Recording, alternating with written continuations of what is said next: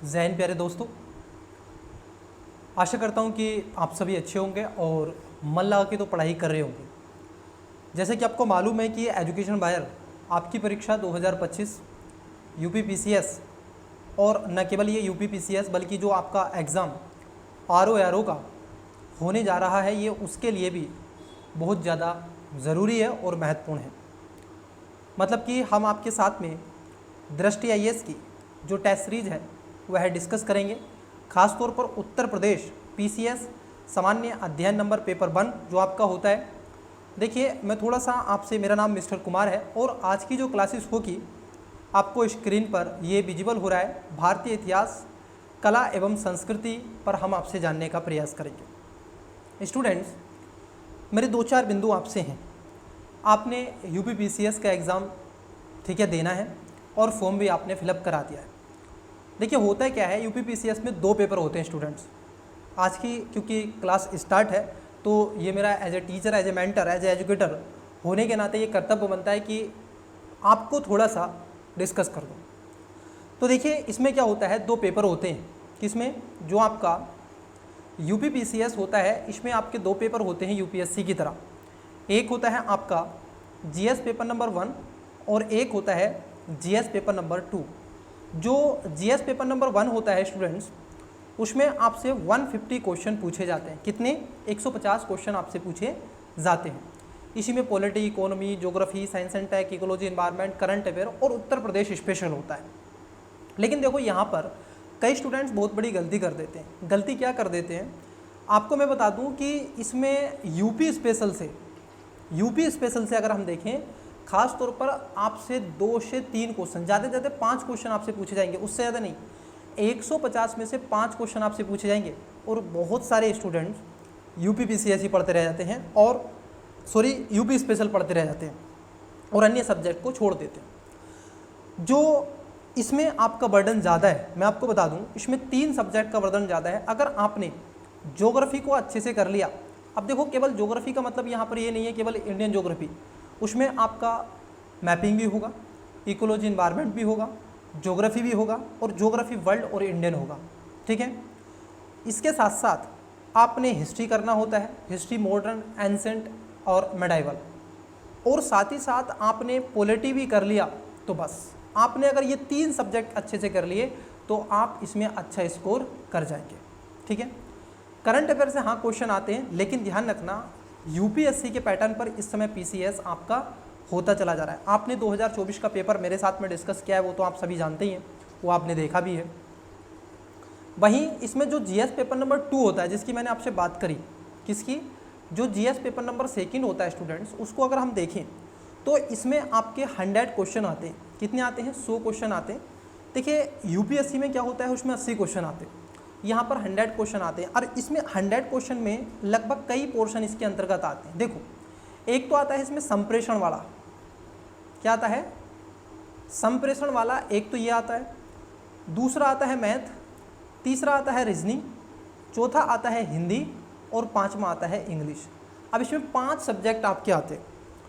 जिस स्टूडेंट्स ने हिंदी इंग्लिश दोनों पे पकड़ बना ली तो वो ले जाएगा। जिस स्टूडेंट्स ने मैथ और हिंदी और रीजनिंग पर पकड़ बना दी वो ले जाएगा। जिस स्टूडेंट्स ने मैथ रीजनिंग और संप्रेषण पर पकड़ बना ली उसका क्वालिफाई हो जाएगा। तो ये सब, इसमें एक चीज़ मुझे बहुत अच्छी लगती है पीसीएस में, खासकर सीसेट पे, कि आप इसमें बहुत अच्छे से स्कोप है। और इसमें भी आपका वही है, 33% लाना होता है और इससे ज़्यादा कुछ नहीं, सेम वही पैटर्न है। लेकिन स्टूडेंट्स इसमें नहीं ला पाते, हम वो भी आपके साथ में डिस्कस करेंगे। तो यदि अभी तक आपने चैनल को सब्सक्राइब नहीं किया है तो कर लो, वीडियो को लाइक भी कर दो और दोस्तों के साथ में शेयर कर दो।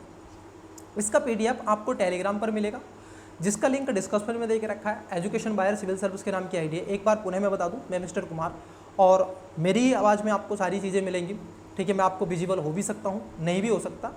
कोशिश करूँगा कि मैं आपको हर एक क्लास में विजिबल हूँ, क्योंकि विजिबल अगर होता है कोई भी टीचर या कोई भी ऐसे पढ़ाने वाला शिक्षक, तो उससे उसका कम्युनिकेशन थोड़ा अच्छा होता है और स्टूडेंट्स के साथ में उसका जुड़ाव थोड़ा बेटर होता है। तो मैं ये कोशिश करूँगा कि आपके साथ में 1 to 1 चीज़ें होती रहें। लेकिन आपसे यही रिक्वेस्ट है, देखो, मैं आपके लिए निःशुल्क और फ्री में चीज़ें प्रोवाइड करवाता रहूँगा, लेकिन आपसे यही कर्तव्य आपका है कि आप जितना हो सके शेयर करो। जितने भी स्टूडेंट्स इस वीडियो को देख रहे हैं, बस ज़्यादा नहीं, 2-2 3-3 व्यक्तियों को शेयर कर दो ताकि उनको भी पता चल सके कि फ्री में एजुकेशन बायर सिविल सर्विस आपके लिए यूपीपीसीएस की टारगेट 2025 आपके लिए निःशुल्क में प्रोवाइड करवा रहे हैं। और पीडीएफ टेलीग्राम पर मिलेगा, लिंक डिस्कशन में है, एजुकेशन बायर सिविल सर्विस के नाम की आईडी है। जितना हो सके शेयर कर दो भाई। तो चलिए पहले क्वेश्चन की तरफ बढ़ते हैं। आज की क्लास का पहला क्वेश्चन लेते हैं। देखिए आपकी स्क्रीन पर क्वेश्चन आपको विजुअल हो रहा है, ये टेस्ट सीरीज आपको दिख रही है, ठीक है।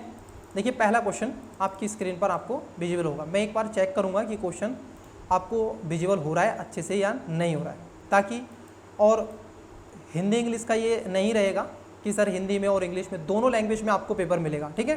तो दोनों में आपको पेपर विजुअल हो रहा है। चलिए बताइएगा, इस क्लास का पहला क्वेश्चन आपकी स्क्रीन पर है। कोशिश करेंगे कि 50% पेपर को हम कर सकें, लेकिन वही है, मैं एक पेपर को जो पहला टेस्ट है थोड़ा सा इसको 3 पार्ट्स में कवर कर लेंगे, है ना, 50-50 करके, तो और बाकी के 2 क्लासेस में, है ना। चलिए आइए देखिए पहला क्वेश्चन। देखो जो इंग्लिश वाले बच्चे इंग्लिश में पढ़ें, जो हिंदी वाले स्टूडेंट्स हैं हिंदी में पढ़ें। आइए मैं खासतौर पर हिंदी में पढ़ूंगा, क्योंकि मैं हिंदी भाषी और मेरा पठन पाठन जो है वो खासतौर पर, क्योंकि मेरे लिए इम्पॉसिबल है दोनों लैंग्वेज में आपको समझाना और बताना, है ना। अगर मैं हिंदी को कवर करूँगा इंग्लिश वाले, तो कोशिश करूँगा तो कि दोनों स्टूडेंट्स को ही कवर किया जाए। आइए पहला क्वेश्चन देखिएगा, इलाहाबाद की संधि के संदर्भ में निम्नलिखित कथनों में से कौन सा सही है। देखो क्वेश्चन क्या पूछा है आपसे, इलाहाबाद की संधि के बारे में क्वेश्चन पूछा गया है। अब आप सभी वाकिफ हैं कि इलाहाबाद की जो संधि हुई थी वो कब हुई थी, ये सभी आपको मालूम है। ये 1765 में इलाहाबाद की संधि हुई थी, ठीक है। कब हुई थी? 1765 में इलाहाबाद की संधि हुई थी। इलाहाबाद और काड़ा ने सम्राट शाह आलम द्वितीय को सौंप दिया गया। मतलब कि इलाहाबाद और जो काड़ा था, यहाँ का जो काड़ा, ये आपको किसका था? शाह आलम द्वितीय को सौंप दिया गया। दूसरे में कह रहे हैं, शाह आलम द्वितीय ने युद्ध खर्च की भरपाई के लिए ईस्ट इंडिया कंपनी को बंगाल और बिहार की दीवानी देने का फरमान जारी करने पर सहमति व्यक्त की। देखो आपको बताना है इसमें सही, क्या बताना है? करेक्ट। यहाँ पर ऑप्शंस आपको दिख रहे होंगे, बताइएगा राइट आंसर क्या है। वीडियो को पॉज करके इसका राइट आंसर दें। चलिए आपने इसका राइट आंसर दिया होगा। देखो इलाहाबाद की जो संधि हुई थी ये 1765 में हुई थी, और इसमें पहला जो स्टेटमेंट है ये सही है कि जो इलाहाबाद और काड़ा ये जो सम्राट शाह आलम द्वितीय को सौंप दिए गए थे, और बाकी इस पे लगभग 50 लाख रुपए इसने कंपनी को दिया था। शाह आलम द्वितीय ने इस युद्ध का खर्च भरपाई के लिए ईस्ट इंडिया कंपनी को बंगाल, नहीं ये ऐसा नहीं है, इसने नहीं सौंपा था, बल्कि शाह आलम द्वितीय ने 26 लाख रुपए की वार्षिक भुगतान के बदले में ईस्ट इंडिया कंपनी को बंगाल, बिहार और उड़ीसा की दीवानी देने का फरमान जारी करने पर सहमति व्यक्त की थी। इसलिए सेकंड जो स्टेटमेंट है ये आपका गलत है, पहला स्टेटमेंट सही है। तो राइट आंसर हो जाएगा ऑप्शन नंबर ए। क्या हो जाएगा? ओनली 1 इसका करेक्ट आंसर हो जाएगा। चलिए नेक्स्ट क्वेश्चन देखते हैं। क्वेश्चन है सेकंड, आपको दोनों में विजुअल हो रहा है, बताइएगा क्वेश्चन नंबर सेकंड को। निम्नलिखित कथनों पर विचार कीजिए, उन्हें उनके अधिनियम के अनुसार कालानुक्रम में व्यवस्थित कीजिए। अब देखो यहाँ पर आपको अधिनियम के रूप में ये बताना है। आइए देखते हैं। देखो जैसे कारखाना अधिनियम है, शारदा अधिनियम है, दहेज निषेध अधिनियम है और विशेष विवाह अधिनियम के बारे में आपसे पूछा है। तो सबसे पहले देखते हैं कारखाना अधिनियम। देखिए जो कारखाना अधिनियम था स्टूडेंट्स, ये आया था आपका 1947 में कारखाना अधिनियम आया था। शारदा जो अधिनियम आया था ये आपका 1929 को आया था, आप तो हिस्ट्री के स्टूडेंट्स हैं। और दहेज जो आपका प्रतिषेध नियम आया था ये तो स्वतंत्रता के बाद 1961 में, और विशेष विवाह अधिनियम 1954 में लाया गया था, स्पेशल मैरिज एक्ट जिसको हम कहते हैं, ठीक है। ये आपको दिख रहा है, तो आप बता दीजिएगा इसका राइट आंसर क्या होगा। देखो सबसे पहले आएगा आपका शारदा। अब 2 नंबर देखो कहाँ पर है, 2 तो इसमें भी, इसमें भी, इसमें भी, तो ए में नहीं है, ए काट दो। सबसे पहले स्थान पर 2 आ जाएगा, फिर उसके बाद में आपका पहला आ जाएगा, ये दूसरे स्थान पर। तो देखो 2 और 1 कहाँ पर है? ऑप्शन नंबर बी इसका राइट आंसर है। क्या है? ऑप्शन नंबर बी इसका करेक्ट आंसर है। होता क्या है पीसीएस में थोड़े फैक्ट आपसे, थोड़ी सी संभावना रहती है कि आपसे वो फैक्ट पूछने के चांसेस ज़्यादा होते हैं। चलिए नेक्स्ट क्वेश्चन देखते हैं। क्वेश्चन आपका 3 नंबर, आपको क्वेश्चन विजुअल हो रहा है। निम्नलिखित में से किस ब्रिटिश अधिकारी ने बिहार में 1857 के विद्रोह को दबाया था? अब देखो क्या है बिहार में पहले आपको कमेंट्स में ये बताना है, कि बिहार में इस आंदोलन का नेतृत्व किसने किया था। बिहार में जो 1857 का विद्रोह हुआ था इसमें इसका नेतृत्व किसने किया था, तो आप बताइएगा। चलिए तो इसका राइट आंसर क्या हो जाएगा? देखो इसमें जो दबाने का काम किया था ये हो जाएगा विलियम्स, जो आपके टेलर थे, इन्होंने इसको किया था। जबकि अगर हम देखें अन्य कई क्षेत्रों में, जैसे 1857 का विद्रोह हुआ, तो इस विद्रोह में जैसे दिल्ली में तो आप पढ़ते हैं बहादुर शाह, ठीक है, द्वितीय के बारे में, जॉन निकोलस ने दबाया था। लखनऊ में बेगम हजरत महल है, हेनरी लॉरेंस, इन्होंने दबाया था। कानपुर में नाना साहब सर लॉरेंस आप कैंपबेल ने इसको दबाया था। झांसी से ग्वालियर तक लक्ष्मीबाई और तत्या टोपे रहे हैं, ठीक है। और बरेली में खान बहादुर खान रहे हैं, जो कि सर कॉलिन कैंपबेल हैं। इलाहाबाद और बनारस में मौलवी लियाकत अली रहे हैं, लेकिन आपको बताना है बिहार में कौन थे, ठीक है। तो इसका राइट आंसर क्या हो जाएगा, ऑप्शन नंबर डी इसका करेक्ट आंसर हो जाएगा। तो बिहार में नेतृत्वकर्ता कौन थे, ये आपको कमेंट्स में बता देना है। नेक्स्ट क्वेश्चन है, क्वेश्चन नंबर है आपका 4। अब देखो यहाँ पर सूची आपसे पूछी गई है, घटनाएं यहाँ पर हैं, ठीक है। ऑप्शंस इसका आई थिंक नेक्स्ट पेपर पे दिया हुआ है, ओके नेक्स्ट पेपर पे है, लेकिन आइए देखिए यहाँ पर एक एक करके बात कर लेते हैं। आपकी स्क्रीन पर देखे रखा है, जैसे ये जो इल्बर्ट बिल है ये किसके द्वारा लाया गया था। तो इल्बर्ट बिल की अगर हम बात कर लें, इल्बर्ट बिल किसके द्वारा लाया गया था, ये लाया गया था इरविन के द्वारा, ठीक है, लॉर्ड रिपन के द्वारा इसको लाया गया था, ठीक है, लॉर्ड रिपन के द्वारा।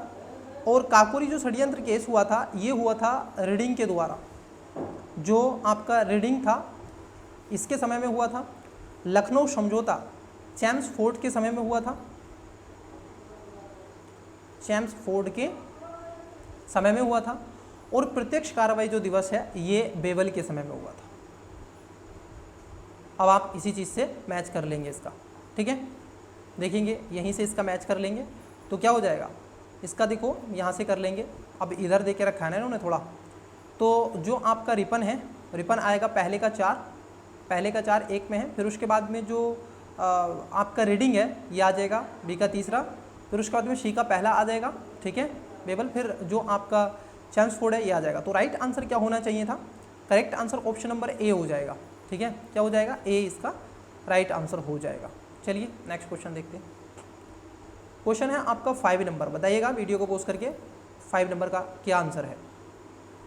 निम्नलिखित में से कौन बाइकोम सत्याग्रह से संबंधित था। बाइकोम सत्याग्रह, very easy simple and that, ये क्वेश्चन पूछा गया। बाइकोम जो सत्याग्रह हुआ था, आप पढ़ते हैं त्रावणकोर में ये स्टार्ट हुआ था 30 मार्च 1924 को। ये सत्याग्रह न केवल मंदिर प्रवेश के लिए बल्कि अन्य कई क्षेत्रों के लिए भी किया गया था, ठीक है। तो आपको बताना है ये कब हुआ था, ये 30 मार्च 1924 को ये स्टार्ट हुआ था त्रावणकोर में, ठीक है। कई ऐसे सैन्य रीति रिवाज और क्रूर ऐसी कई चीज़ें थी। तो ये आपको बताना है किसने इसका नेतृत्व किया था। और अभी क्योंकि 2024 में इसका शताब्दी वर्ष भी हुआ है, ठीक है, बाइकोम सत्याग्रह का, तो ये पीछा पूछने की संभावना थोड़ी ज़्यादा इसमें रहेगी। तो कौन थे, ये थे के कैप्पन। किसके शासनकाल में हुआ था, के कैप्पन ने इसका खासतौर पर ये इससे संबंधित थे और इन्होंने इसका नेतृत्व भी किया था। चलिए नेक्स्ट क्वेश्चन। गांधी जी भी इससे संबंधित थे, गांधी जी ने इसमें पार्टिसिपेट भी किया था। क्वेश्चन है आपका 6 नंबर, अभिकथन और कारण वाला क्वेश्चन है, बताइएगा इसका राइट आंसर। अभिकथन ए है, जैसे डच और अंग्रेजी ईस्ट इंडिया कंपनियां दोनों ने मुस्लिमपट्टनम शहर को नियंत्रण करने का प्रयास किया। मतलब कि जो डच थी और उसके साथ साथ आपकी जो अंग्रेज ईस्ट इंडिया कंपनी थी, दोनों ने ऐसा किया। दूसरे में कह रहे हैं कि यह 17वीं शताब्दी में पश्चिमी तट पर सबसे महत्वपूर्ण बंदरगाह बन गया। क्या ये बात सही है, बताइएगा। देखिए ये जो आपका सबसे महत्वपूर्ण, यहाँ पर एक ऐसा शब्द है, एक्सट्रीम वर्ड है। It become the most important port on western coast in the 17th century, ठीक है। तो क्या ये ऐसा मोस्ट इम्पोर्टेंट बन गया था, जी नहीं, ऐसा नहीं है। बल्कि आप देखोगे मुस्लिमपट्टनम शहर जो कि कृष्णा नदी डेल्टा पर अवस्थित है और 17वीं शताब्दी में गहन आर्थिक गतिविधियों का केंद्र था। परंतु डच और अंग्रेजी ईस्ट इंडिया दोनों ने कंपनियों ने मुस्लिमपट्टनम को नियंत्रित करने का प्रयास भी किया, क्योंकि आंध्र तट का सबसे महत्वपूर्ण बंदरगाहों में से एक था। लेकिन यहाँ पर जो आर है ना, ये गलत हो जाएगा, ए यहाँ पर एकदम सही है, ठीक है। इसके सिवा कई और भी ऐसे क्षेत्र थे, तो यहाँ पर आर गलत है, ए सही है, तो सी इसका करेक्ट आंसर हो जाएगा, ठीक है। चलो नेक्स्ट, हिंदी और इंग्लिश मीडियम दोनों बेटा, बताओ राइट आंसर डियर। निम्नलिखित में से कौन सी घटना लॉर्ड कर्जन के कार्यकाल से संबंधित नहीं है। कर्जन का शासनकाल आप सभी जानते ही हैं, ये 1882 में सरकार और 54 से प्रेरणा के बाद में देश की शैक्षणिक प्रगति को बढ़ावा देने के लिए इसने कर्जन ने ऐसे कई काम किए थे। और आप देखोगे इसको एक आयोग नियुक्त किया था जिसकी शैक्षणिक प्रगति को खासतौर पर देश में इसको बढ़ावा देना था। और डब्ल्यू हंटर, एक हंटर आयोग भी बनाया गया था, तो इसी से संबंधित था। तो बताओ ये किससे संबंधित था? तो कर्जन के शासनकाल से संबंधित नहीं पूछा है आपसे, तो इसमें हंटर नहीं है, ठीक है, ये ध्यान में रखना। चूँकि वर्ष 1882 में सरकार ने 1854 की प्रेषण के बाद में शैक्षणिक प्रगति की समीक्षा को करने के लिए हंटर आयोग को नियुक्त किया था, ठीक है, ये इसके शासनकाल में नहीं था। बंगाल का विभाजन इसके शासनकाल में आप देखोगे 1905 में, भारत लोक सेवा आयोग मंडल भेजना और अकाल आयोग की स्थापना, तो ये समय रहते हुए। लेकिन हंटर आयोग इसके में नहीं था, वो डब्ल्यू आपके जो हंटर थे उनकी अध्यक्षता में हुआ था। डी इसका राइट आंसर हो जाएगा 7 का। नेक्स्ट क्वेश्चन देखिएगा, क्वेश्चन नंबर 8। मैं एक बार चेक कर लेता हूँ, क्वेश्चन तो आपको नहीं कट रहा है। ओके, क्वेश्चन आपको थोड़ा कट रहा है ना, थोड़ा क्वेश्चन आपका कट रहा है, इसको सही कर देते हैं। 1 सेकेंड रुको, 1 सेकेंड रुको, 1 सेकेंड रुको। शायद कि अब आपको क्वेश्चन दोनों विजुअल हो रहे हैं। ओके, कट नहीं रहा है ना? हाँ, आइए देखिए क्वेश्चन बताइएगा। क्वेश्चन नंबर 8 है, लाला लाजपत राय के संदर्भ में निम्नलिखित कथनों में से कौन सा सही है? किसके बारे में पूछा है? लाला लाजपत राय के बारे में। उन्होंने वर्ष 1921 में सर्वेंट्स ऑफ पीपल सोसाइटी की स्थापना की। उन्होंने स्वराज पार्टी के गठन में भाग लिया। अब आपको बताना है कौन सा सही है। क्वेश्चन नंबर है आपका 8। देखिएगा इसका जो राइट आंसर होगा क्या होगा? अरे बोलो, कुछ तो बोलो भाई, क्या होगा राइट आंसर? तन्नू बेटा बताओ। डियर मेरे प्यारे विद्यार्थियों, मेरे प्यारे लाल और लाली, बताइएगा इसका राइट आंसर। प्यारे, इसका जो करेक्ट आंसर होगा बेटा, वो राइट आंसर होगा ऑप्शन नंबर सी। दोनों बातें सही हैं। उन्होंने वर्ष 1921 में सर्वेस्ट ऑफ पीपल सोसाइटी की स्थापना करी थी और स्वराज पार्टी का गठन भी किया था। तो प्यारे, इसका राइट आंसर सी हो जाएगा, मतलब कि बोथ 1 and 2। नेक्स्ट क्वेश्चन की तरफ बढ़ते हैं। क्वेश्चन है आपका 9 नंबर। श्रमिक संघ आंदोलन की शुरुआत से पहले भारत का पहला श्रमिक नेता किसे माना जाता है? तो बताइएगा किसको भारत का पहला श्रमिक नेता के रूप में माना जाता है, जो कि 1890 में M.A. लोखड़े ने, किसको माना जाता है? लोखड़े को माना जाता है, नारायण मेखानजी लोखड़े, ठीक है, नारायण मेखानजी लोखड़े को माना जाता है, जो कि लाला लाजपत राय से 19वीं शताब्दी और 20वीं शताब्दी की शुरुआत में भारतीय स्वतंत्रता आंदोलन के प्रमुख नेताओं में से ये एक रहे थे। और लोखड़े ने बॉम्बे मिल्स हैंड्स एसोसिएशन की स्थापना भी करी थी, ठीक है, और इन सब के अलावा दीनबंध नामक पत्रिका का प्रकाशन भी इन्होंने शुरू किया था। कौन सी पत्रिका थी इनकी? क्या बोलते हैं इसको? दीनबंध, ये इनकी क्या थी? पत्रिका थी, ठीक है प्यारे। तो राइट आंसर क्या हो जाएगा? ऑप्शन नंबर ए हो जाएगा। नेक्स्ट क्वेश्चन देखो, क्वेश्चन नंबर है आपका 10। जमींदारी प्रथा के संदर्भ में निम्नलिखित में से कौन सा कथन सही नहीं है? क्या पूछा है? नॉट करेक्ट आपसे पूछा जा रहा है। और जमींदारी प्रथा आप सभी जानते हैं प्यारे कि जो कॉर्नवालिस के शासनकाल में 1793 में इसको शुरू किया गया था, और इसके क्या क्या ऐसी चुनौतियां, संभावनाएं आपने देखी कि भारत के क्षेत्र पर किस तरीके से ये चीज़ें आपकी रखी गई थी। इसने निश्चित किराए या फिर अधिभोग अधिकारों के प्रावधान के बिना सदस्यों के भूमि अधिकारों को स्थायी रूप से स्थापित कर दिया।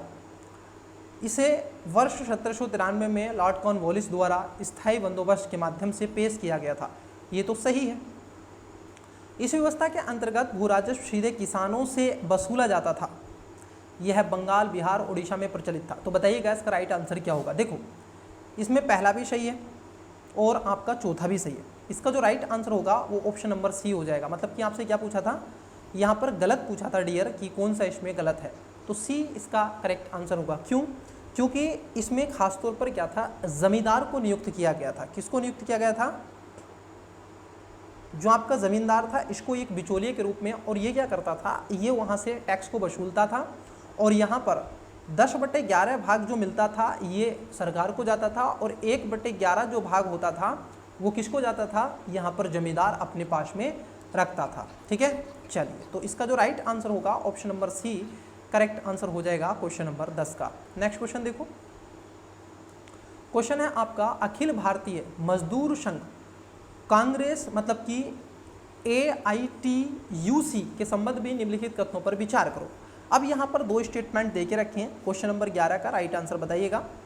देखिए इसमें जो होगा आप देखोगे, लाला लाजपत राय को TUC के पहले महासचिव के रूप में चुना गया था। कांग्रेस के वर्ष 1922 के गया अधिवेशन AITUC के गठन का स्वागत किया गया और इसकी सहायता के लिए एक समिति का गठन किया गया। तो बताइएगा इसका राइट आंसर क्या होगा। देखो डियर, इसमें जो पहला स्टेटमेंट है ये गलत है, क्योंकि अखिल भारतीय जो मजदूर संघ हुआ करती थी ये कांग्रेस की, इसकी जो स्थापना हुई 31 अक्टूबर 1920 को हुई थी। लाला लाजपत राय को एक पहले अध्यक्ष के रूप में इसको चुना गया था, ठीक है। महासचिव नहीं थे, ये अध्यक्ष थे, ठीक है। यहाँ पर क्या कर रहे हैं, महासचिव की बात कर रहे हैं, जनरल सेक्रेटरी नहीं थे, ये इसके प्रेसिडेंट्स थे। तो पहला गलत है। हाँ, सेकंड स्टेटमेंट यहाँ पर सही है, तो right answer option number B हो जाएगा। Got it. नेक्स्ट बताइएगा, क्वेश्चन नंबर 12 आपकी स्क्रीन पर है। मैं थोड़ा पानी पी लेता हूँ।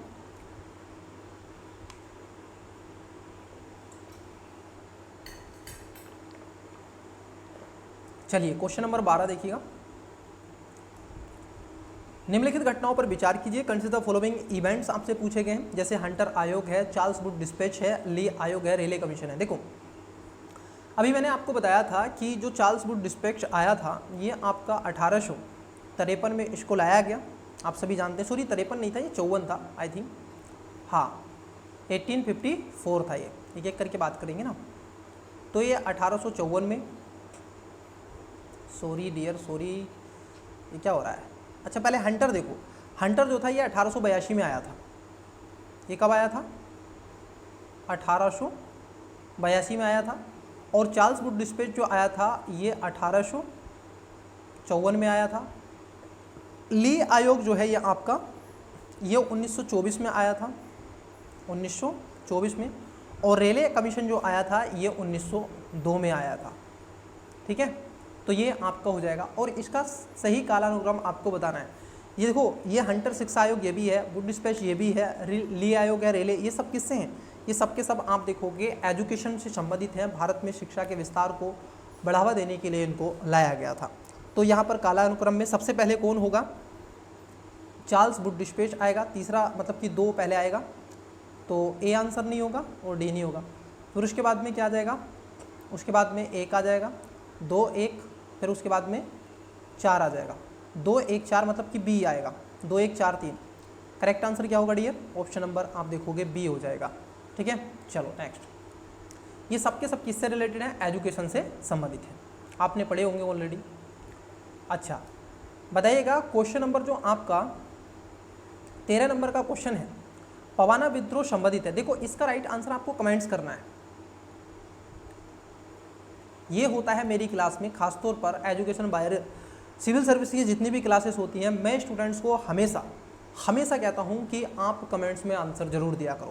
देखो इससे जब आप कमेंट्स में आंसर देते हैं तो आपके एक्यूरेसी, आपका थॉट्स और आपके जो तरीका है, आपका जो तैयारी है वो भी आपको पता चलता है। अन्यथा मैं सारे क्वेश्चन तो आपसे करवा ही रहा हूँ। तो पवाना जो विद्रोह था ये आपको बताना है किससे संबंधित था, एक तो ये भी बताना है और ये आपको डेट भी बतानी है, इसकी डेट भी आपको बतानी है कि पवाना विद्रोह कहाँ स्टार्ट हुआ था, किसने स्टार्ट किया था, ठीक है। तो ये आपको बताना है। चलिएगा क्वेश्चन नंबर हम 14 की तरफ बढ़ते हैं। क्वेश्चन नंबर जो आपका 14 है, 13 का राइट आंसर आपको देना है, हमको नहीं देना है।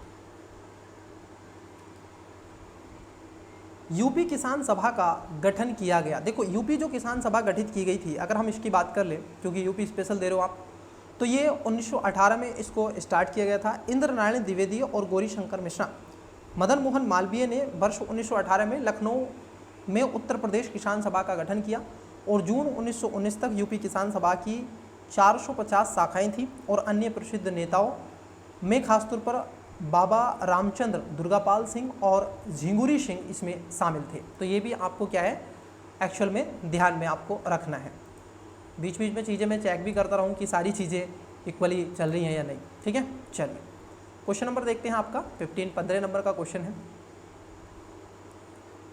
वॉरेन हेस्टिंग्स के बारे में आपसे पूछा गया है, कलकत्ता मदरसा की स्थापना। देखो बड़ा ही इजी सा है, क्योंकि इस समय क्या था, इन्होंने रुचि दिखाने के लिए सारी चीज़ें की थी। तो कंपनी के दरबार में ब्रिटिश प्रशासन की सहायता के लिए योग्य भारतीयों को तैयार करने के लिए कलकत्ता मदरसा की स्थापना की गई थी और ये 1781 में वॉरेन हेस्टिंग्स ने मुस्लिम कानून और संबंधित विषयों का अध्ययन के लिए की गई थी। साथ ही साथ हिंदू कानून और दर्शन को लेकर के 1791 में बनारस जोनाथन डक्कन के द्वारा संस्कृत कॉलेज की स्थापना की गई थी। ये आपने चीज़ें पढ़ी होंगी। और यहाँ पर भारतीय भाषाओं के बारे में जानकारी जुटाना था, तो कब किया गया था ये था आपका 1781। ठीक है, चलो नेक्स्ट क्वेश्चन देखते हैं। क्वेश्चन है आपका 16 नंबर। सांप्रदायिक पंचायत के बारे में आपसे पूछा गया और कौन सा सत्य है ये आपसे पूछा गया है। Which of the following statement is are true about the communal award. अब देखो ये सांप्रदायिक जो पंचायत है, ये जो कम्युनल अवार्ड है, आप सभी जानते हैं जब आपके गोलमेज सम्मेलन हुए थे तो ब्रिटिश के उस समय प्रधानमंत्री हुआ करते थे रामसे मैकडोनाल्ड, और ये 6 अगस्त 1932 को सांप्रदायिक पंचायत अवार्ड की घोषणा की गई थी।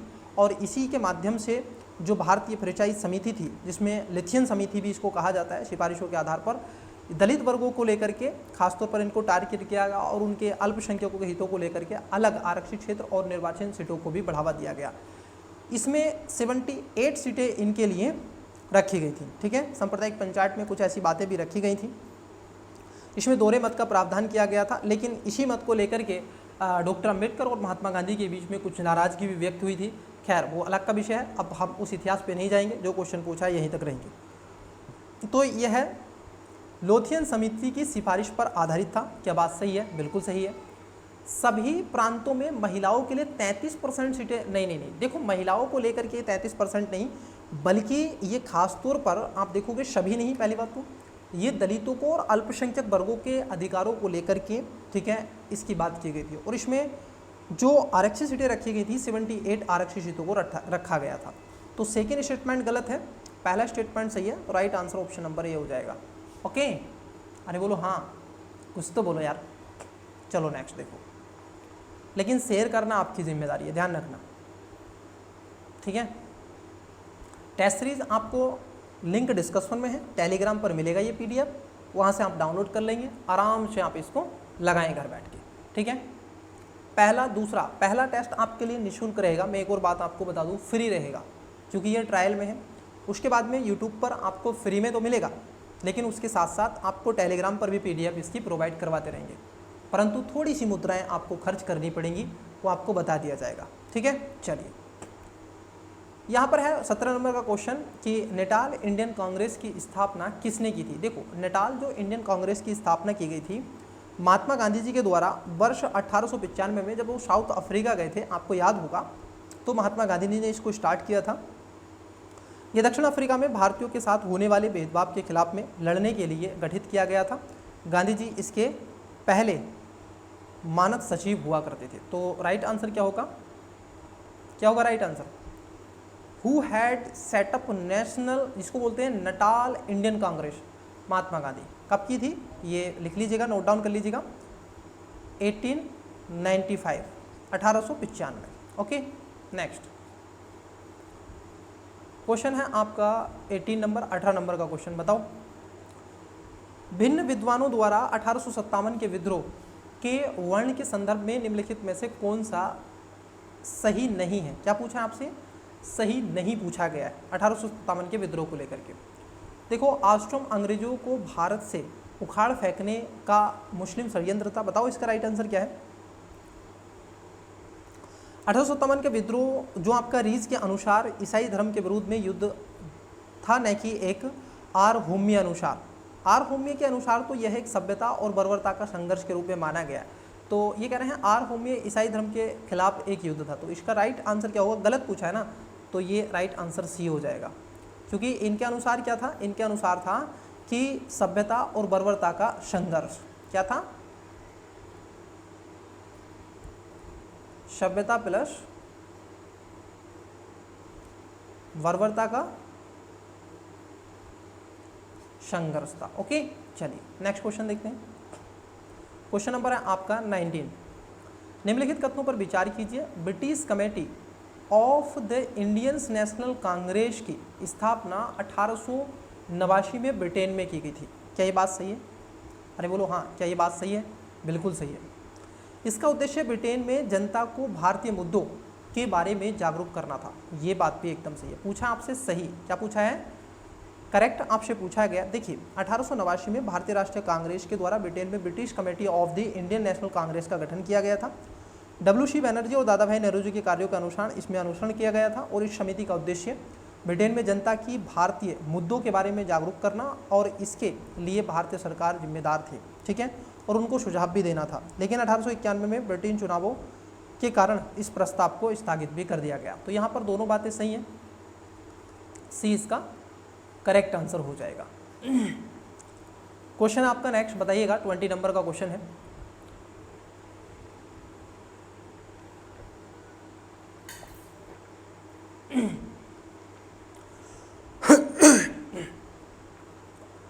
भारतीय राष्ट्रीय कांग्रेस का निम्नलिखित में से किस संगठन के साथ विलय हो गया? अब देखो जो भारतीय राष्ट्रीय कांग्रेस थी इसका किस संगठन के साथ में विलय हुआ था? तो इसमें था भारतीय राष्ट्रीय संघ। किसके साथ हुआ था?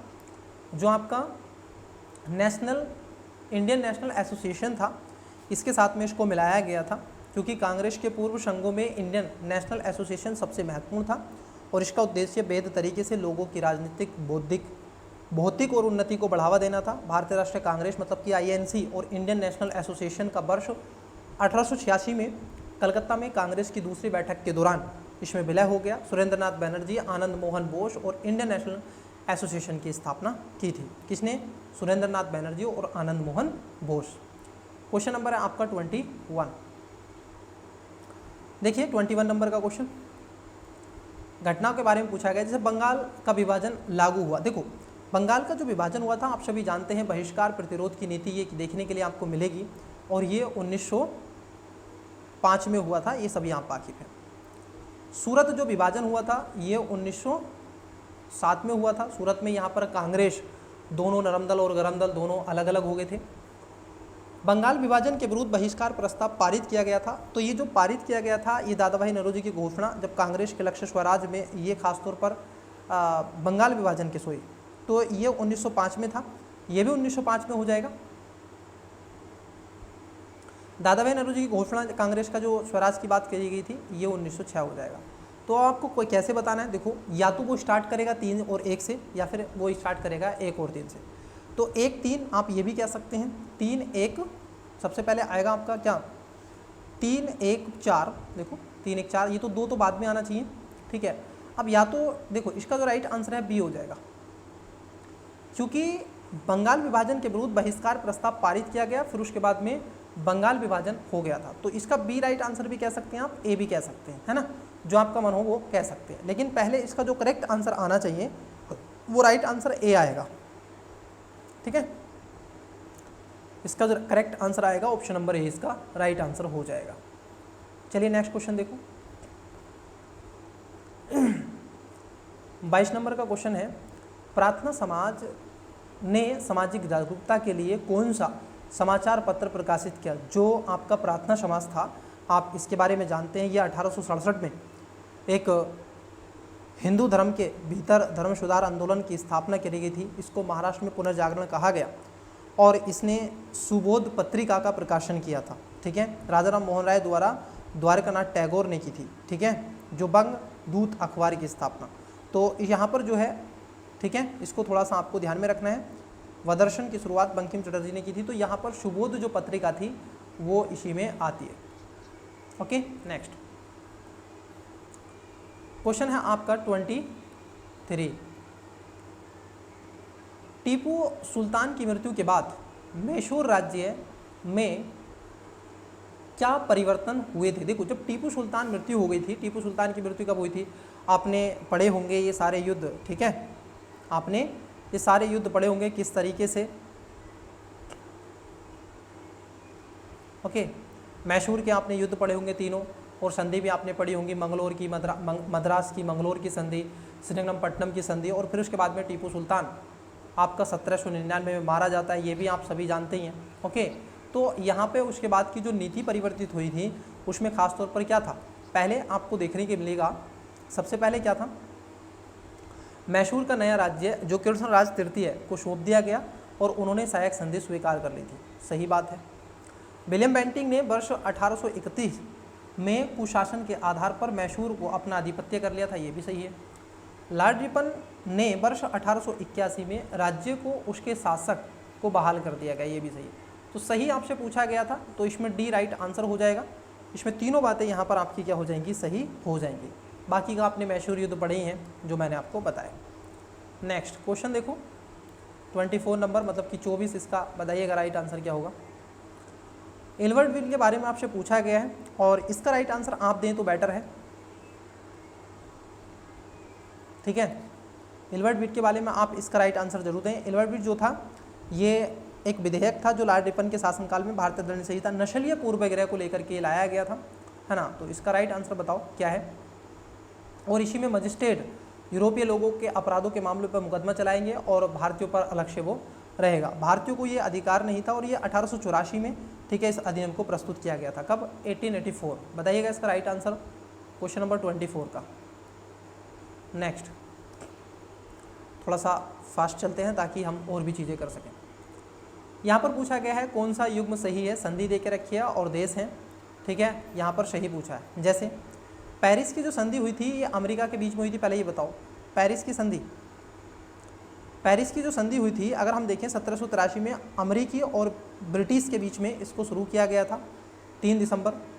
उसके साथ साथ आपकी गडम की जो संधि हुई है ये 1782 में हुई थी। गडम की संधि, सॉरी, ये 1879 में हुई थी गडम की संधि। एंग्लो अफगान के युद्ध के समय हुई थी, ठीक है, इसको थोड़ा सा ध्यान में रखना, ये भी सही है। संगरोली की जो संधि थी, देखो जो आपकी संगरोली की संधि थी ये नेपाल के साथ में हुई थी, जब नेपाल को लेकर के युद्ध हुआ था 1815 में, तो ये गलत है। जो यादूब की संधि थी ये बर्मा के बीच में हुई थी और ये जो संधि हुई थी ये 1826 में हुई थी। तो 2 सही है इसमें, पहला, दूसरा, तीसरा, चौथा गलत है। तो जहाँ 4 है वो कट कर दो, राइट आंसर ए बचा, ठीक है। नेक्स्ट बताइएगा, आप ही से कह रहा हूँ क्वेश्चन देखो, क्वेश्चन आपसे कह रहा हूँ स्टूडेंट्स, क्वेश्चन देखो जरा, बताइएगा। विद्रोह पूछ लिए हैं और वर्ष पूछ लिए हैं, विद्रोह पूछ लिए हैं और वर्ष पूछ लिए हैं। अहोम विद्रोह, कोरियान, पाइका विद्रोह, बताओ, एक एक करके बताओ। जो अहोम विद्रोह हुआ था ये 1828 में स्टार्ट हुआ था, तो पहले का 4 आना चाहिए। उसके बाद जो आपकी पोलीगर्श विद्रोह था ये 1795 से 99 के समय हुआ था, तो इसका 3 आना चाहिए। जो आपका मोमारिश जो विद्रोह हुआ था ये 1769 में हुआ था, तो इसका 2 आना चाहिए। और पाई का विद्रोह 1817 में हुआ था, ये आपका पहला आना चाहिए। तो 4 3 2 1 क्या होगा, 4 3 2 1 कहाँ पर है, 4 3 2 1, इसमें बी राइट आंसर हो जाएगा। 4 3 2 1 correct answer option number B. Next आपसे पूछा गया है सही नहीं थे। खिलाफत आंदोलन से प्रत्यक्ष संबंधित नेता कौन नहीं थे, कौन नहीं थे ये आपको बताना है, जो प्रत्यक्ष रूप से संबंधित नहीं थे। तो देखिए मोहम्मद इकबाल एक कवि दार्शनिक थे, इन्होंने खुदी के दर्शन को बढ़ावा देने के लिए इस्लामी दुनिया के बौद्धिक और सांस्कृतिक को बढ़ावा दिया गया। तो इसमें कौन नहीं थे, खासतौर पर देखेंगे मोहम्मद इकबाल ही इसमें शामिल नहीं थे। बाकी के मोहम्मद अली, ये हसरत मोहानी, मौलाना शौकत अली, ये सब इसमें शामिल थे, लेकिन मोहम्मद इकबाल इसमें शामिल नहीं थे। नेक्स्ट क्वेश्चन है आपका 28 नंबर 28। निम्नलिखित में से किस संधि ने द्वितीय अलंग मराठा युद्ध का मार्ग प्रशस्त कर दिया। तो कौन सी ऐसी संधि थी, चाहे वो आपकी बड़गांव की संधि हो, सूरत की हो, बेसीन की हो, पूना की संधि हो।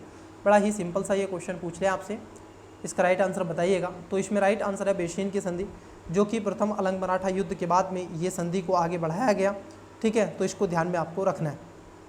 और 1817 में तो इसके बाद में चीज़ें खत्म ही हो जाती हैं, मराठाओं की शक्ति शून्य में चली जाती है।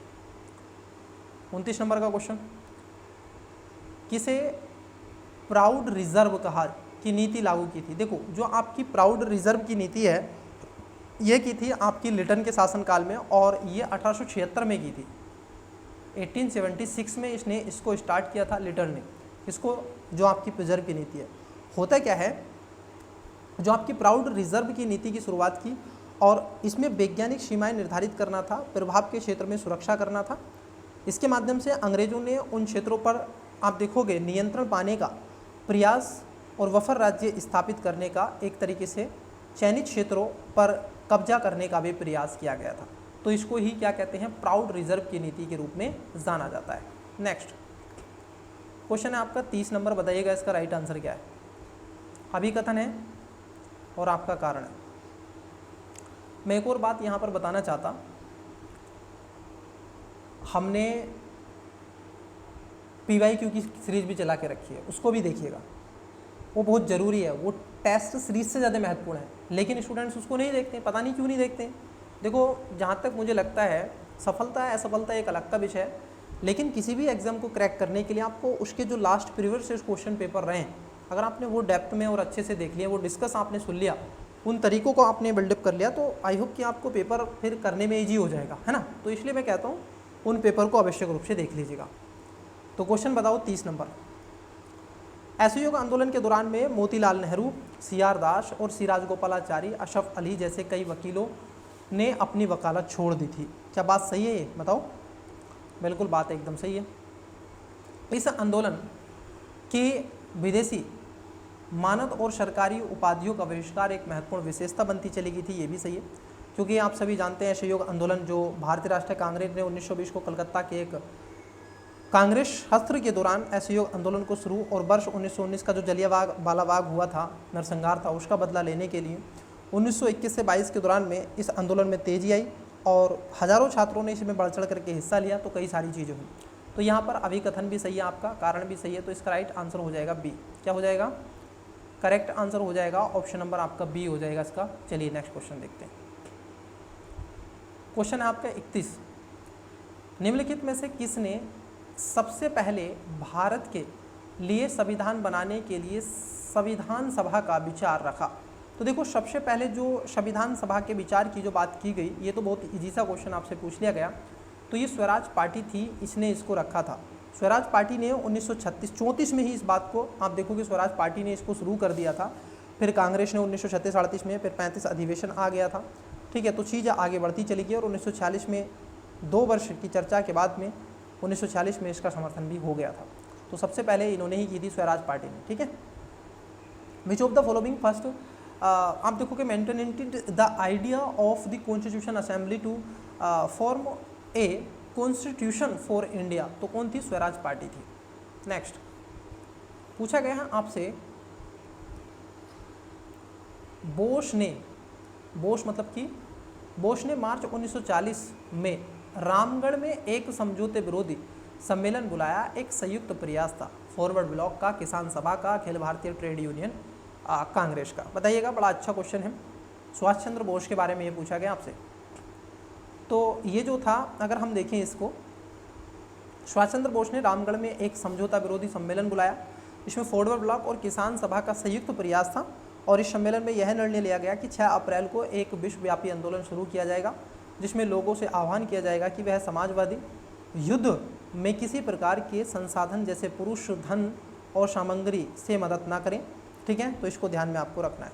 तो राइट आंसर क्या है? पहला और दूसरा स्टेटमेंट सही है। अखिल भारतीय ट्रेड यूनियन इसमें नहीं आएगा भाई, तो करेक्ट आंसर हो जाएगा मेरे प्यारे 1 और 2। चलिए 33 नंबर देखो, विच of the following pairs newspaper हैं, जैसे जर्नल्स यहाँ पर रखे गए हैं, founder editor is not correct match आपसे पूछा गया, संपादक कौन से इसके संबंधित नहीं है। जैसे हिंदू पैट्रियार्क जो आपकी पैट्रियार्ट है, अगर हम इसकी बात कर लें तो हिंदू पैट्रियार्क्स में कौन रखे गए हैं? हिंदू देशभक्त भी इसको कहते हैं, है ना। तो कह रहे हैं गिरीश चंद्र घोष थे, हाँ ये बात सही है, गिरीश चंद्र घोष थे। जो आपके वक्दर्शन ये कह रहे हैं दयाल सिंह मजीठिया थे, नहीं सर ये बंकिम चंद्र चटर्जी थे। कौन थे? बंकिम चंद्र चटर्जी थे, ठीक है। तो यहाँ पर जो सेकंड है वो गलत है। भारतीय समाजशास्त्रीय श्यामाजी कृष्ण वर्मा थे और आपके परिदर्शक विपिन चंद्रा थे। तो पहला सही है, सी सही है और डी सही है। तो कौन सा गलत है? बी, ठीक है। तो राइट आंसर भी क्या है? बी, क्योंकि आपसे गलत ही पूछा है। अब देखो 34 नंबर का क्वेश्चन है, आपको यहाँ पर बताना है, गांधी जी ने भारतीय लोगों से 6 अप्रैल 1919 को रोलेट एक्ट के विरोध में हिंसा दिवस के रूप में मनाने का आह्वान किया। क्या महात्मा गांधी आपको हिंसा दिवस के रूप में मनाने की बात करेंगे? मुझे तो नहीं लगता। एक अहिंसक व्यक्ति कैसे हिंसा दिवस के रूप में मनाने का प्रयास करेगा, बताओ जरा।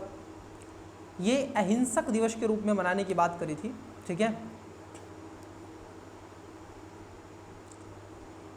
इस एक्ट ने अभिव्यक्ति की स्वतंत्रता जैसे मौलिक अधिकारों पर अंकुश लगाया और पुलिस शक्तियों को मजबूत किया। इसी को कहते हैं क्या?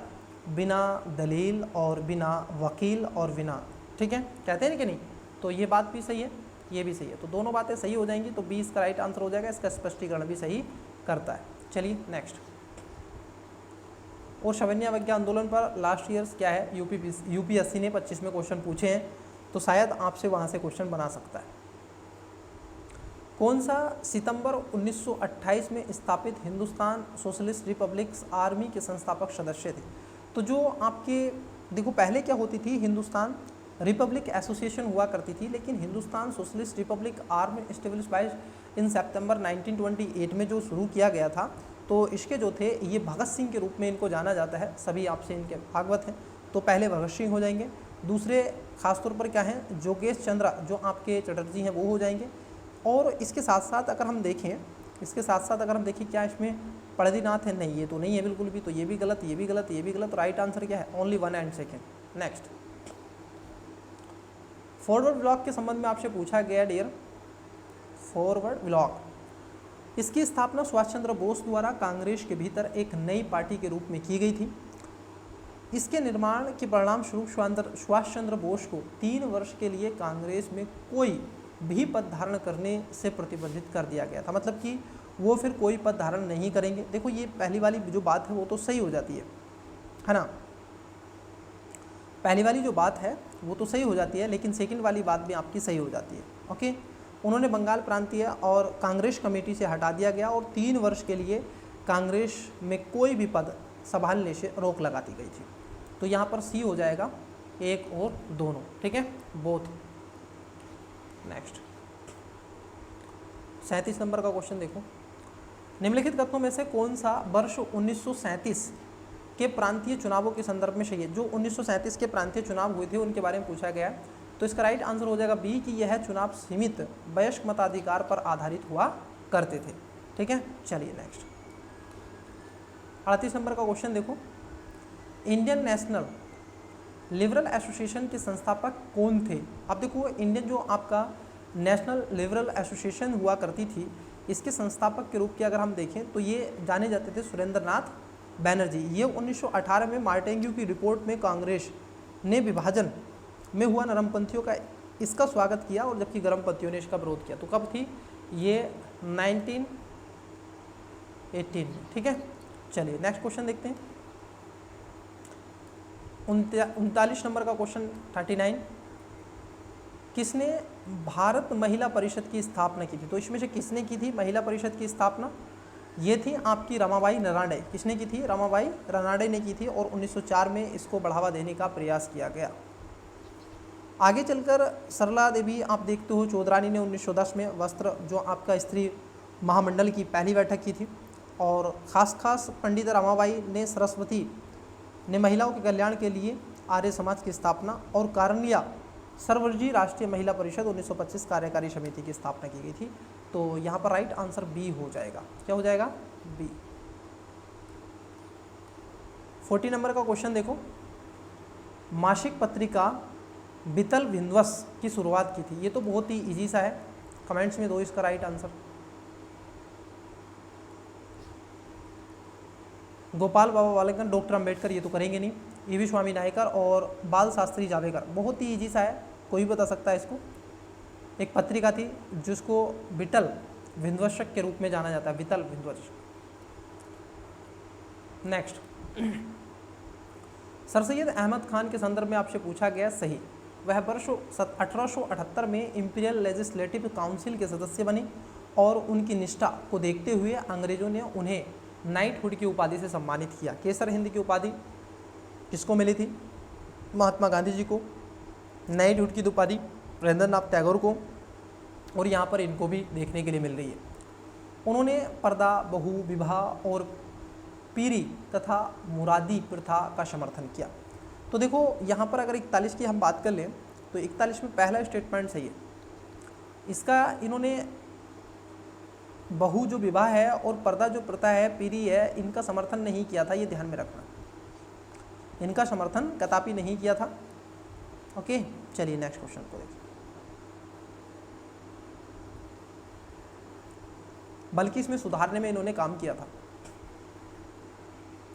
देवबंद आंदोलन या पंथ के संदर्भ में आपसे पूछा गया है कौन सा सही है। देवबंद आंदोलन, इसकी शुरुआत मोहम्मद कासिम नानोतबी और रशीद अहमद गंगोही ने की थी।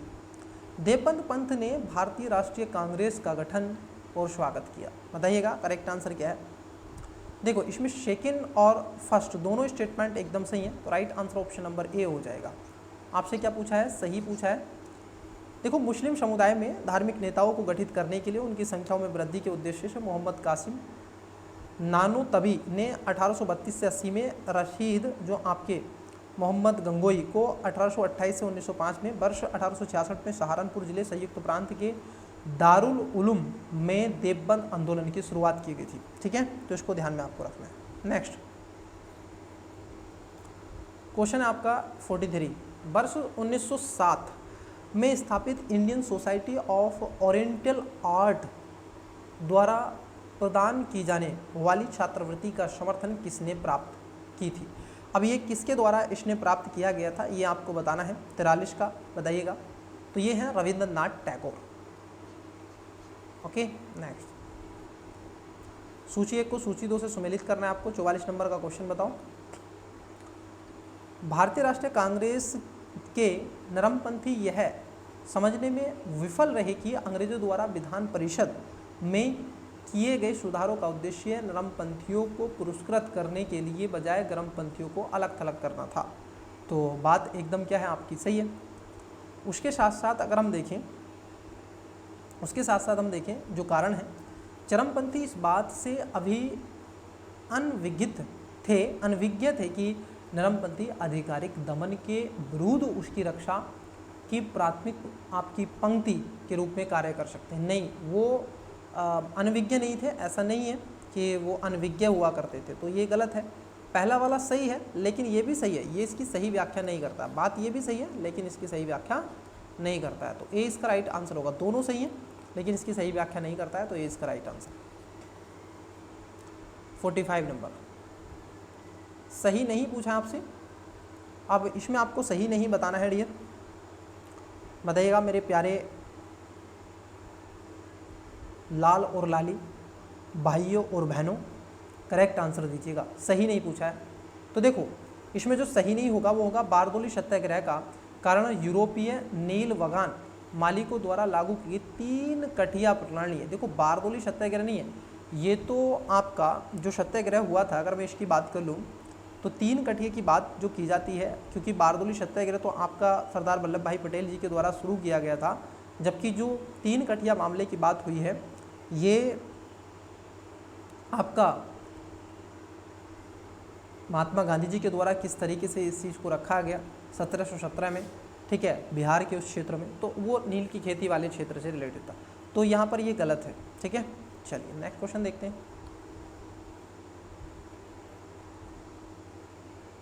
वर्ष 1905 में लंदन में इंडियन होम रूलिंग सोसाइटी की शुरुआत किसने की थी। तो देखो ये जो की थी मैडम विकाजी कामा के द्वारा इसकी शुरुआत को बढ़ावा दिया गया था कि नहीं, श्यामाजी कृष्ण वर्मा।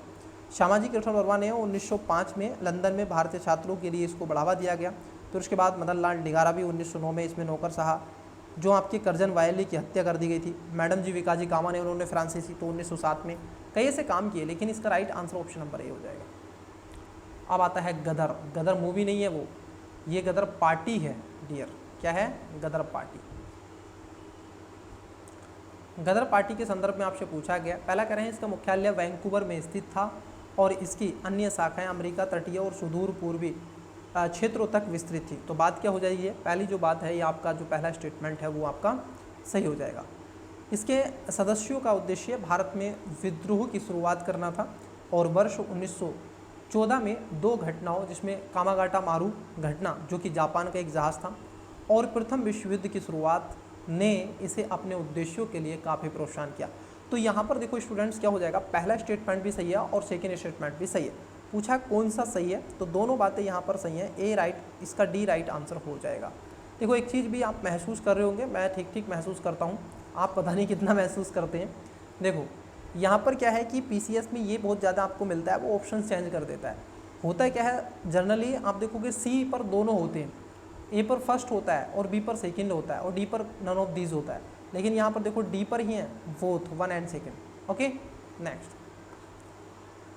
48 नंबर का क्वेश्चन है कि निम्नलिखित में से किसका संबंध वर्ष 1915 की वार्लिंग कमेटी ऑफ इंडियन इंडिपेंडेंस से नहीं था, ये आपको बताना है।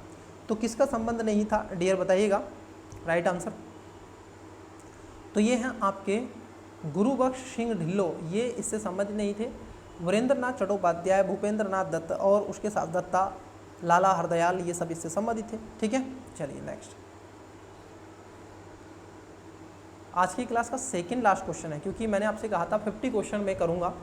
जैसे ही आपका एक और इसका पार्ट होगा, पीडीएफ आपको टेलीग्राम पर प्रोवाइड करवा दिया जाएगा। ओके, तो कल आपको मिलेगा इसका पार्ट एक सेकंड। तो अभी तो इसको देखो, कमेंट्स में दो 49 नंबर का राइट आंसर सही नहीं, बताइएगा कौन सा सही नहीं है। देखो इसमें जो है आपने पढ़ा होगा कि वर्ष 1813 के चार्टर अधिनियम के अनुसार राजस्व प्रशासन को न्यायपालिका के कार्यों को अलग कर दिया गया, सही है। वर्ष 1833 के चार्टर अधिनियम के अनुसार भारत में व्यापार पर कंपनी का एक अधिकार समाप्त हो गया, किंतु कंपनी ने चीन के साथ चाय का व्यापार बरकरार रखा था, ये भी सही है। वर्ष 1793 में चार्टर अधिनियम द्वारा बंगाल, मद्रास, बॉम्बे और अन्य सभी क्षेत्रों को गवर्नर जनरल की पूर्ण नियंत्रण दे दिया गया, बात ये भी सही है। वर्ष 1861 के भारतीय परिषद अधिनियम द्वारा ब्रिटिश अधीन भारत सरकार के कार्यकारी विधायी कार्यों को अलग कर दिया गया, यही गलत है, यही गलत है। क्यों गलत है? क्योंकि ईस्ट इंडिया कंपनी ने चार्टर के नवीनतम जो नवीनकृत करने के लिए ब्रिटिश संसद में चार्टर अधिनियम 1853 है, ये 61 नहीं है, ठीक है, क्या है 1800 आपका 53। तो यह पहली बार था जब गवर्नर जनरल की परिषद में विधायी और कार्यकारी कार्यों को रखा गया था। तो यहाँ पर जो राइट आंसर होगा ऑप्शन नंबर आपका डी हो जाएगा, गलत आपसे पूछा गया था, क्या हो जाएगा डी इसका करेक्ट आंसर होगा। आज की क्लास का आपके सामने 3 क्वेश्चन है, लेकिन मैं आपको कारावास में डाले जाने वाले पहले भारतीय पत्रकार कौन थे, देखो जो कारावास में सबसे पहले डाले गए थे वो थे सुरेंद्र नाथ बैनर्जी। लेकिन अब आपको क्या करना है डियर, आपको 2 स्टेटमेंट आपको दिख रहे हैं, 2, ठीक है, आपको 3 दिख रहे हैं, तो आप तीनों का भी आंसर दे सकते हैं। मैं पढ़ देता हूँ क्वेश्चन क्या है, हिंदी इंग्लिश दोनों में। बुर्जहोम पुरातत्व स्थल से नपाफाण युग के अस्थि निर्मित औजारों की जानकारी मिलती है, यह स्थल कहाँ है, कौन सा बुर्जहोम पूछा है। Information regarding bone made tools of neolithics age it found from Burzahom, this site is located in.